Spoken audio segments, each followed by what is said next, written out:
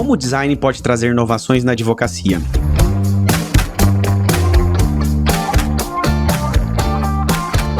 Olá, eu sou o Leandro Ramos e tenho o prazer de começar a 7ª temporada do Juridicast, o seu podcast de marketing jurídico. E para abrir essa temporada do Juridicast, é com grande satisfação que recebo a Ana Holtz, que vai falar com a gente sobre Legal Design e Visual Law. A Ana, que é advogada e designer, é fundadora da Ana Holtz Legal Design e criadora do curso Oficina Direito e Design e do podcast Direito e Design. Ana, seja muito bem-vinda ao Juridicast. Oi, Leandro. Obrigada, muito obrigada por esse espaço. Acompanho o trabalho aí da Javali, o podcast. É realmente uma informação de qualidade que vocês levam para o público jurídico nesse universo novo da inovação, do marketing, que é tão diferente para quem teve formação só no direito. Então, muito obrigada e é um prazer a gente estar aqui para conversar sobre design no direito. Eu que agradeço, Ana. E para a gente entrar aqui no tema, né, você que é advogada de formação e possui uma sólida carreira no direito, passando aí por departamentos jurídicos de grandes empresas, conta uma coisa para o nosso ouvinte. O que levou a Ana para o mundo do design? É uma história longa, mas que eu vou resumir aqui, né? Eu sempre fui uma pessoa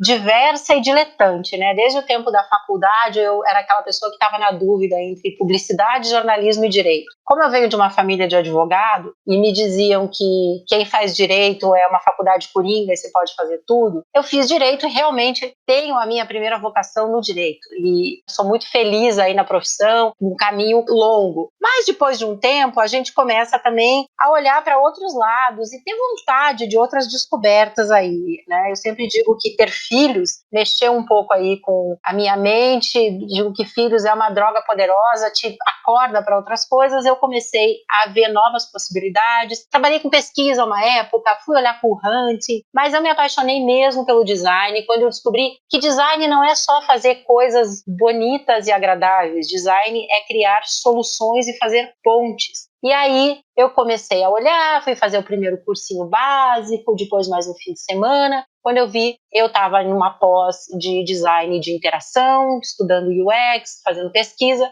e resolvi até largar o direito para só trabalhar com design. E nessa largada do direito, eu descobri que dava para melhorar o direito com o design centrado nos usuários. Então o design, eu digo que ele me afastou, né? Eu me afastei do direito, mas pelo design eu voltei a fazer as pazes com o direito também, entendendo como aplicar isso na área jurídica. Então, juntando aí a minha experiência de 20 e tantos anos aí no direito e agora com a formação em design. Então, eu sou uma designer que ajuda profissionais do direito, cria projetos jurídicos com base na minha experiência, né, anterior. É mais ou menos isso aí, né? Esses caminhos que a gente tem aí na vida e essa possibilidade que todo profissional tem hoje em dia de ser múltiplo. E eu sempre falo, né, para o pessoal do direito, explorem as suas outras habilidades, aquelas outras coisas que você gosta de fazer, porque isso vai te mostrar um caminho diferente também. Bacana, Ana. Para a gente entrar no tema, uma dúvida que pode ser do nosso ouvinte. Legal Design e Visual Law são a mesma coisa? Quando eu comecei a falar desse assunto, né, Legal Design, aí, alguns anos atrás, isso veio muito na esteira do que é o legal design no mundo, né? Então, já começando, não é a mesma coisa. Vamos lá.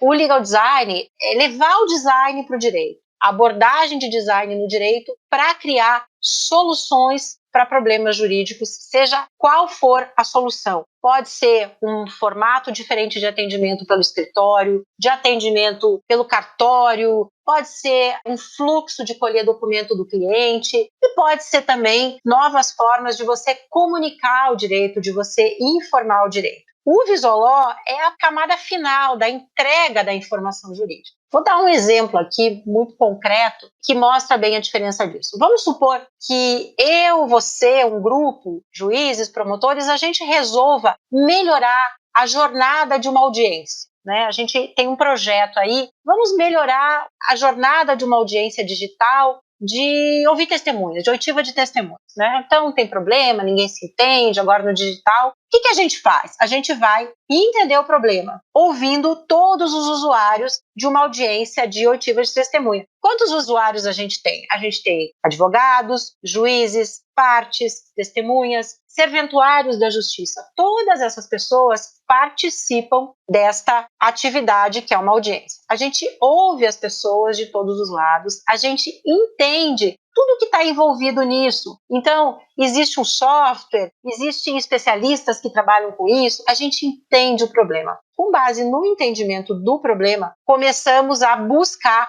soluções. Testamos essas soluções e aplicamos. Esse é o processo de design aplicado a um problema jurídico. Qual vai ser a solução que a gente vai dar para melhorar uma audiência de oitiva de testemunha? Pode ser mudar os tempos, aumentar o tempo, diminuir, mudar o jeito que as pessoas entram, mudar a plataforma. Não sei, a solução vai depender aí do que a gente vai encontrar pela frente. Agora, vamos supor que a gente descubra que tem um problema aí de informação. Olha, precisamos informar a testemunha como ela deve se comportar na audiência. Precisamos informar o advogado como ele acessa a plataforma. A gente precisa criar, então, uma informação. A gente precisa comunicar alguma coisa. Como é que a gente vai comunicar? De novo, vamos olhar as pessoas ali, vamos fazer um tutorial, mandar um vídeo, criar um documento só de texto no Word, fazer um fluxo, uma imagem, também não sei. Mas este entregável, esta comunicação é Visoló. Então, o design ele entra em tudo. Quando você usa o design para solucionar qualquer coisa, é legal design.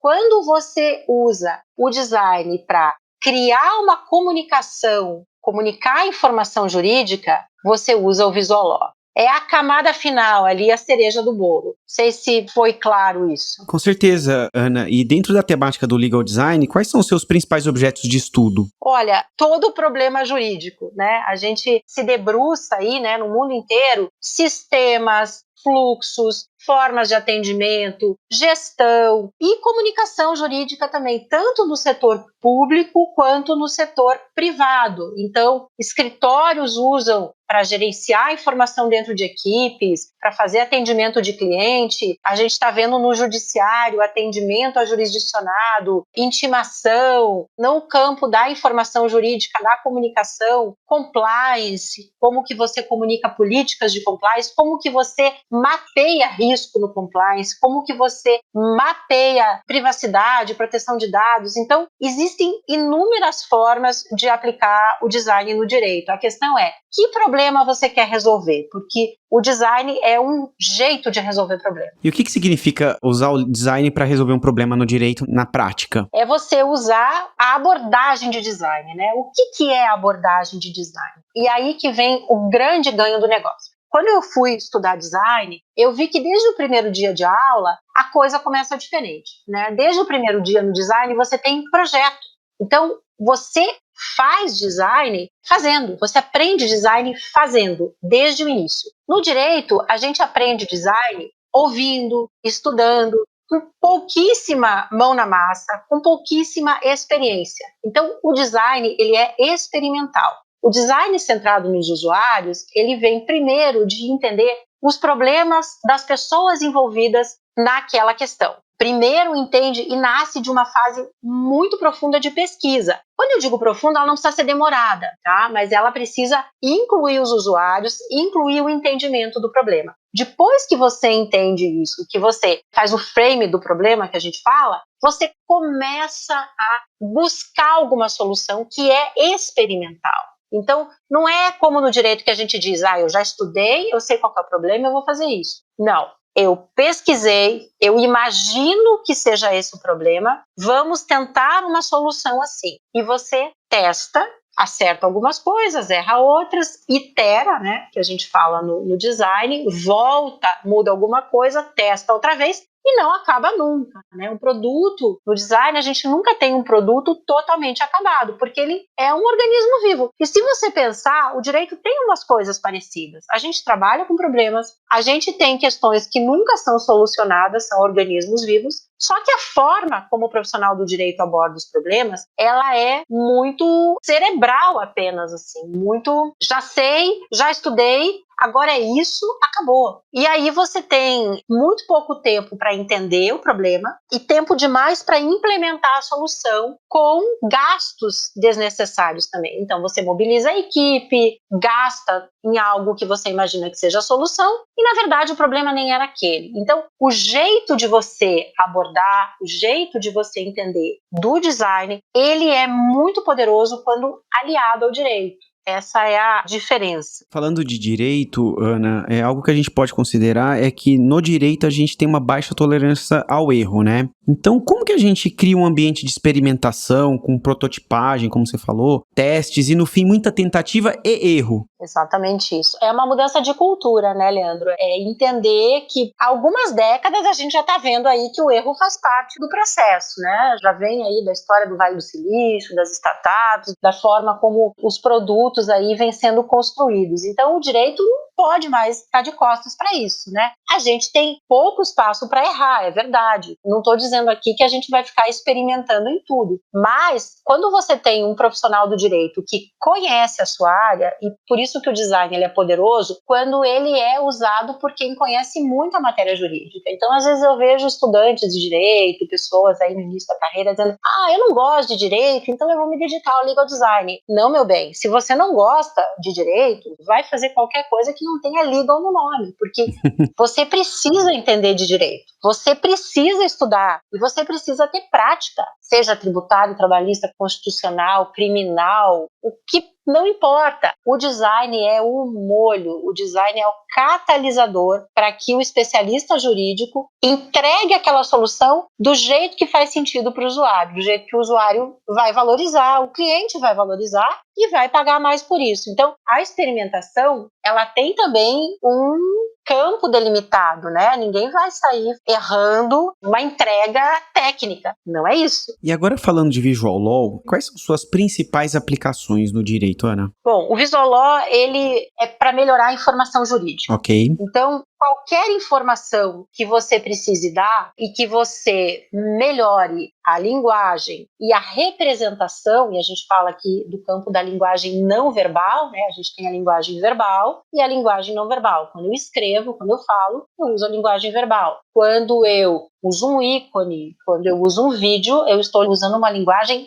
não verbal, que não é necessariamente visual, é não verbal. O uso desses elementos não verbais não é um negócio comum no direito, é um negócio novo, até porque a gente não tinha formas de propagar isso, né? A gente usa ainda o jeito de comunicar do tempo da máquina de escrever. Hoje nós temos já meios e condições de aplicar a linguagem não verbal, que é o que está acontecendo aqui. Aonde que você pode aplicar, aí vai da imaginação de cada um, né? Como eu estava falando, pode ser um programa de compliance, então você vai gamificar um programa de compliance, ou vai fazer um manual mais interativo, você vai fazer um contrato que nas partes mais complicadas e difíceis dos usuários entenderem, você coloca uma representação visual, você vai fazer uma petição, uma peça judicial, aonde você vai colocar lá um resumo, um índice, um gráfico. Então, não tem limite, né? Porque o profissional experiente do direito, que está acostumado a trabalhar com isso, quando ele dominar a ferramenta de design, ele vai encontrar novas possibilidades. O importante é que essa comunicação seja clara para quem vai receber. Esse é o limite. Então, outro dia me disseram assim,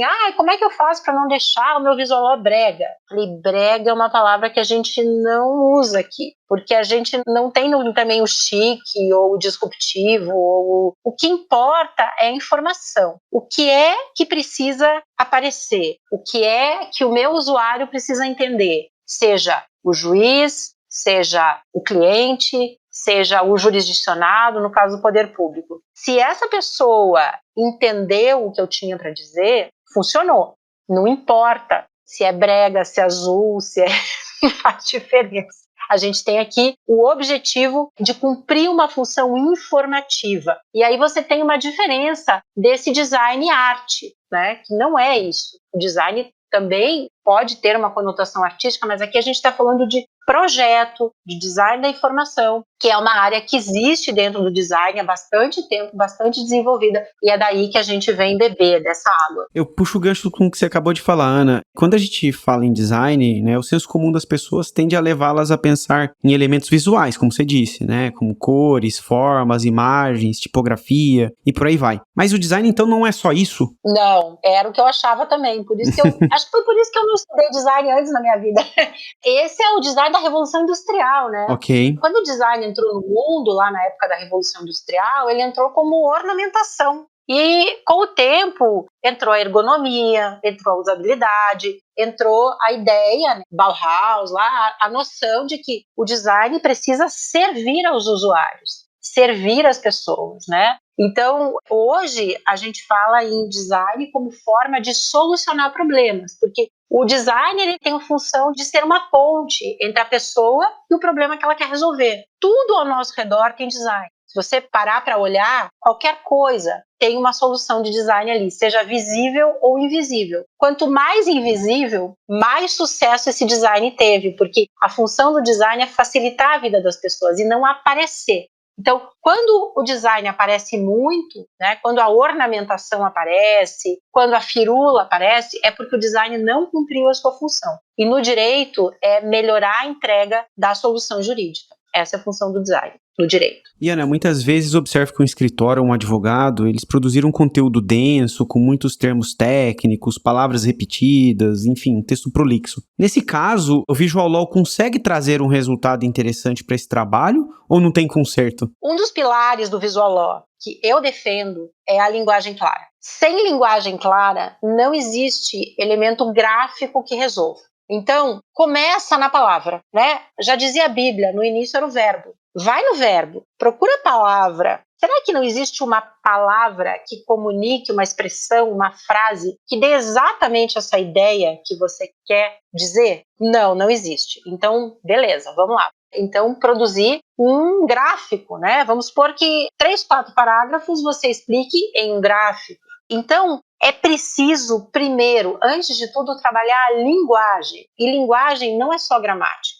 Existe uma vertente aí da linguagem clara, da linguagem simples, que já é lei nos Estados Unidos, né? Bill Clinton lá implementou. Churchill usava a linguagem clara para convencer o povo inglês. E cada vez mais a gente tem iniciativas nesse sentido. Então, um dos pilares do Visual Law da comunicação jurídica eficiente é a linguagem clara. E o que é a linguagem clara? É você falar aquilo que o teu usuário entende. Com quem você está falando? Ah, Ana, então é não usar juridiquês? Não. Se você vai falar com o judiciário, se você vai falar com outro advogado, use juridiquês à vontade. O juridiquês está aí para isso. Mas a gente não pode usar o idioma, um dialeto de uma casta jurídica para falar com todo mundo. Então, vou falar com o executivo, vou falar com o gestor de RH, vou falar com a população em geral para comunicar uma legislação, vou fazer um termo de privacidade que é um adolescente que vai acessar. Como é que você se comunica com essas pessoas? Como é que você se comunica com essas tribos? Qual é a palavra que elas entendem? A gente tem uma área no design que chama UX Writing. Eu não gosto muito de expressões em inglês, eu acho que o inglês é o novo latim, mas UX Writing significa escrita centrada no usuário. Quando você acessa um site, quando você acessa um aplicativo, você tem menus, você tem CTAs, você tem botões com palavras. Se o usuário daquele site, daquele aplicativo não entende a palavra, ele não interage. Então, é muito importante você usar a palavra certa, porque se você usar a palavra certa, as pessoas vão entender e a chance delas comprarem o teu produto, darem o provimento que você quer, é muito maior. Então, comece pela palavra, comece pela ideia. A linguagem clara, ela fala de várias técnicas, né? Usar frases curtas, não usar voz passiva, não falar que nem o Yoda, né, do Star Wars, sabe? Fale na ordem correta. Então, é usar a linguagem da forma que o usuário entende. Depois que você trabalhou a linguagem, aí sim você vai prestar atenção o que é que o verbo, a palavra não deu conta e como que você faz isso e também como que você organiza isso. Muita gente diz, as petições têm que ser curtas. Olha, tem petição que não dá para ser curta, né? Tem coisas que não dá para simplificar no direito e simplificação é uma palavra perigosa. Tem coisas que não são simples. mas elas podem ser claras e elas podem ser organizadas. Então, a tua petição vai precisar ter 30 páginas, porque você tem 3 réus e um monte de fato e um monte de prova. Organize, coloque um índice, faça um resumo no início. Ah, mas o juiz não vai achar esquisito o índice? Se ele achar esquisito o índice, ele não vai olhar no índice. Pronto, né? Mas organize. Isso também faz parte do visual law. Organizar, hierarquizar, falar de forma clara. Então, veja, é muito menos arte e muito mais projeto. Baseado no que você respondeu agora, então como treinar essa competência nos advogados para escreverem de forma mais clara e objetiva, visto que em algumas faculdades até hoje se ensina latim, Ana? É uma mudança de cultura, né? É uma mudança de mentalidade. E aí tem várias coisas, né? A linguagem prolixa e confusa, ela é usada também para as pessoas que não têm conteúdo se esconderem atrás dela. Então, vai lá fazer uma petição, não tem muita defesa, não tem muito argumento, dá aquela enrolada, o juiz não encontra nada, porque não tem o que dizer. Quando você aplica o visual law direito em linguagem clara, as coisas ficam cristalinas, para o bem e para o mal. Então, as coisas aparecem. Existe também uma cultura de que falar difícil mostra competência. Isso é uma bobagem, isso é um absurdo. Na verdade, a gente sabe que os grandes gênios aí, as pessoas mais capazes, conseguem explicar coisas complicadas com clareza. Então, sempre é possível falar claro, né? Eu sempre digo, você deve ter tido um professor aí em algum momento da tua vida, no cursinho, na faculdade, no colégio, que explicava as coisas mais cabeludas de um jeito claro. É isso. Basicamente é isso. Agora, a cultura no direito, existem crenças muito erradas, que não têm nenhum fundamento técnico. Por exemplo, que você precisa enrolar gramaticalmente, ou que você precisa tratar um parecer como se fosse uma peça literária. A gente não faz literatura, a gente escreve conteúdo técnico. É muito diferente. Então, é muito mais cultural a barreira do que outra coisa. E Ana, existem algumas áreas do direito em que o visual law é mais fácil de ser aplicado? Olha, eu acredito que não. Não vejo fácil ou difícil. Eu vejo profissionais que dominam a sua área de atuação, o seu nicho, capazes de criar uma comunicação jurídica eficiente. De novo, pessoas que dominam a matéria técnica e conseguem explicar isso com clareza e até desenhar, se for necessário. E toda técnica tende a apresentar algumas limitações. Ao seu ver, o visual law possui alguma limitação?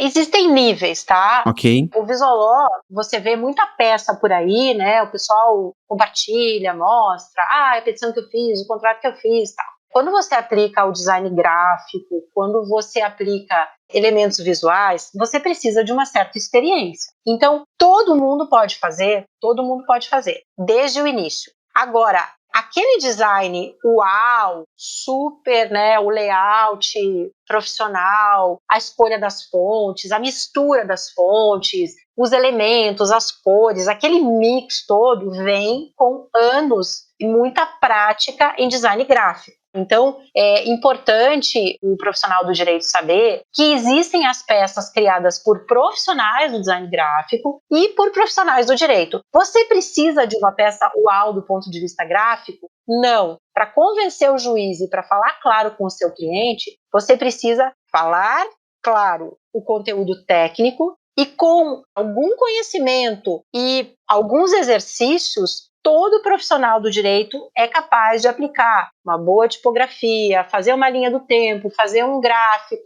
organizar, limpar, todo mundo é capaz. Agora, existe o design profissional, né, que ele é o design das agências de design, que você tem profissionais do design gráfico trabalhando ali há anos, com softwares específicos. Então, eu até nem gosto de mostrar muito isso para quem está começando, porque isso desanima. Não dá para querer esse nível de profissionalismo de quem vem de uma história do direito. Né? Então, tem peças que são pessoas com muita experiência, designers full-time. Então, existem níveis, não existem limites, mas existem estágios. Então, quando a pessoa começa a aplicar, ela vai lá, ela usa o que ela conhece, ela vai no Word, ela vai no Canva, ela vai no PowerPoint. Depois ela aprende a usar um Figma, um outro software, um Illustrator, se precisar, tá? Eu tenho visto coisas muito boas feitas no Word, feitas no Canva, que dão conta. O importante é que a pessoa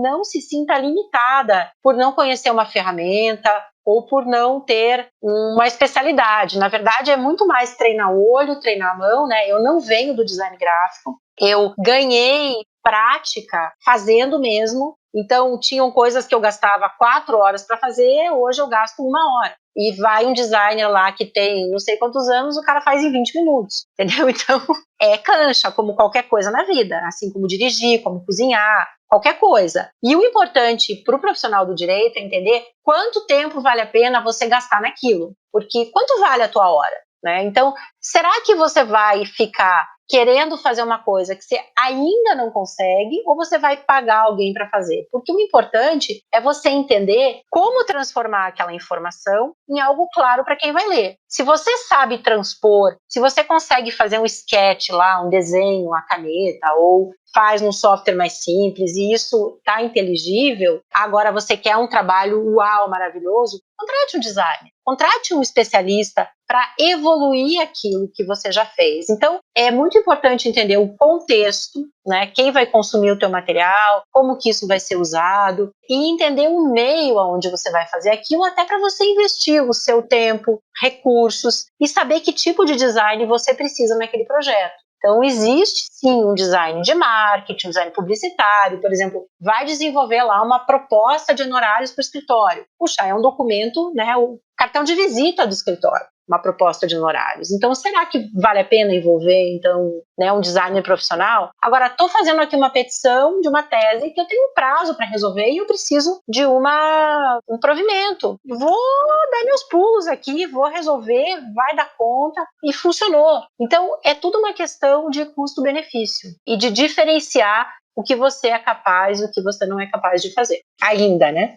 Bacana, Ana. Pra gente fechar nosso episódio, ao seu ver, onde estão os maiores desafios em se utilizar o legal design e o visual law no direito? Eu realmente acredito que é nessa mudança de mentalidade do profissional do direito, entender que fazer design é diferente de fazer direito. Eu vejo muita gente querendo comprar livro, escrever livro, leia, estude, mas, por favor, aplique. Aplique o quanto antes e, de preferência, com a ajuda de alguém que conhece design também, porque não tem como aprender se você não passar pela parte de solucionar problemas, ouvir os usuários, talvez aí seja a maior barreira, né? Quando chega na parte de pesquisa, falar com as pessoas, ouvir, a gente precisa aprender a ouvir, a processar o que acontece e a prestar atenção ao que acontece no nosso redor, porque é muito comum eu conversar com clientes, com usuários de serviço jurídico e as pessoas dizerem assim: o advogado não me ouve, não me entende, não sabe do que eu estou falando. Eu começo a falar, ela diz que já sabe, que já conhece, que já vê como é. Mesmo que você tenha muitos anos de experiência nesse teu campo de atuação, a experiência é de olhar de um lado do balcão. Então, esse movimento de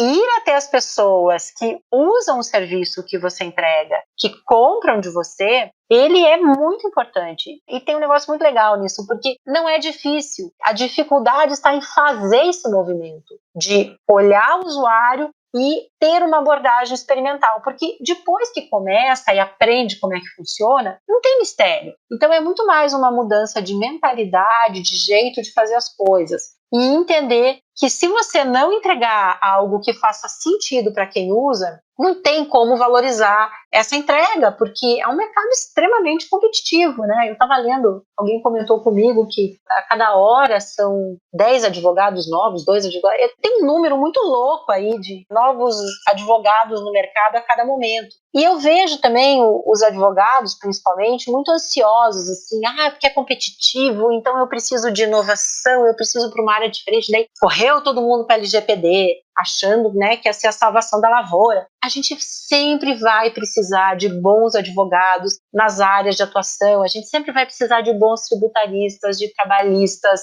de advogados empresariais, gente que faça contrato bem feito, sempre. tecnicamente, sempre e cada vez mais a sociedade precisa de produtos e serviços que façam sentido. Então, se isso vai ser com ou sem tecnologia, né, que aí vem as low-techs juntos, produtos digitais, que a gente nem falou hoje aqui, mas que é como você junta o design também do direito e constrói soluções digitais, sempre vai precisar de um especialista jurídico por trás disso. O que muda é a forma de entregar. Então, não se preocupem quando dizem que o direito está muito competitivo ou que não tem mais, né, lugar no mercado. O mundo está assim. E sempre vai precisar de gente muito boa e muito competente naquilo que faz. E a maior dificuldade, eu acho, do mundo jurídico é abraçar o design, se entregar a essa forma experimental e projetual de conceber soluções jurídicas. Além de ser multidisciplinar também, né? Porque precisa envolver outro tipo de profissional. Não é só um bando de gente do direito que vai achar uma solução. Tem que envolver pessoas de outras áreas também. Excelente, Ana. O nosso episódio chegou ao final e eu sei que daria pra gente conversar mais 1 hora sobre legal design e visual law, né? E então já deixo o meu convite aqui pra você voltar mais vezes e a gente gravar mais episódios juntos. Faremos 2, 3, 4 a missão, dúvidas da audiência, né? O legal disso é que, como o assunto agora, as pessoas estão praticando e estão entendendo, estão surgindo novas dúvidas, né? Então as pessoas me perguntam, como é que eu precifico? Como é que eu aplico no compliance? Como é que eu construo um produto digital? Como é que eu uso linguagem clara? Então, à medida que as pessoas vão usando, entendendo e fazendo, a gente levanta a régua, né, na discussão e vai aí mesmo para que isso traga solução, valor e destaque para o profissional do direito, porque é uma forma também de se diferenciar e se destacar num mercado tão competitivo, entregando produtos de valor. Com certeza, Ana. Muito obrigado. Obrigada a você, é um prazer, Leandro. Gostou desse episódio aqui com a Ana? Então sugiro você ouvir também o Juridicast de número 27, sobre Visual Law e Legal Design, que gravamos com Alexandre Zavaglia. Lembrando que o Juridicast é produzido pela agência Javali, especialista em marketing jurídico. Um grande abraço e até a próxima quarta-feira, às 7 horas da manhã.